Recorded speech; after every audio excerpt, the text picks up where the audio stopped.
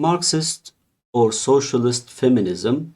Of course, before we start with this type of feminism, you should know that Marxism and socialism are a bit different, but here I kind of unified them. So, Marxist or socialist feminism, in this type, activists or feminists focus on the reasons of women's oppression or why they suffer from this inequality in society.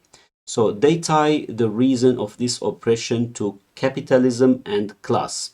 So the emancipation requires ending both the patriarchal system and the capitalist system. So when you say Marxist or socialist feminism, you are against the patriarchal system and the capitalist system because they are the reason behind the inequality in society. The key figures of Marxist socialist feminism, we can talk about Sylvia Federici, Alexandra Kollontai, and Juliet Mitchell. Of course, they are not tied just to this type of feminism. For example, Juliet Mitchell, we'll see her in other types of feminism. But I mentioned them here as key figures because some of their works can be considered good examples of Marxist feminism. For example, when you Google Juliet Mitchell, you can find that she's a social and psychoanalyst feminist.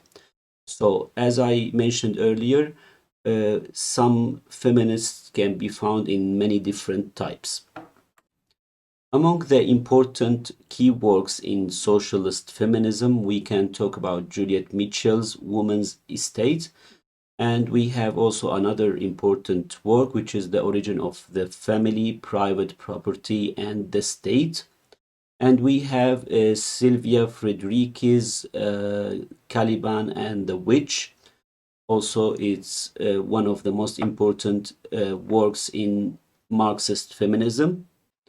So, Marxist or socialist feminism merges feminism, the feminist theory, with the socialist or Marxist analysis of class struggle. So, they tie, as I mentioned, the problems of inequality to the patriarchy and capitalism. Their slogan is no feminism without socialism. Marxist or socialist feminism focuses on the woman's role in production and how they are required to do the house chores or the duties of the family, taking care of kids and cleaning and all the housework. And they view these like tasks as unpaid domestic labor. Study a literary work using the Marxist or socialist feminist approach. You can examine or study the economic and the financial relations in a certain literary work. Let's take, for example, Jane Austen's Pride and Prejudice. In this literary work, in this famous novel, we see that all female characters are housewives. They are all not working. They don't have a certain profession. They are waiting for a husband. And even we can study the class struggle within the novel. We see that Mr. Darcy is a bit better or is seen as a better character than Mr. Bingley because he makes more money than Mr. Bingley.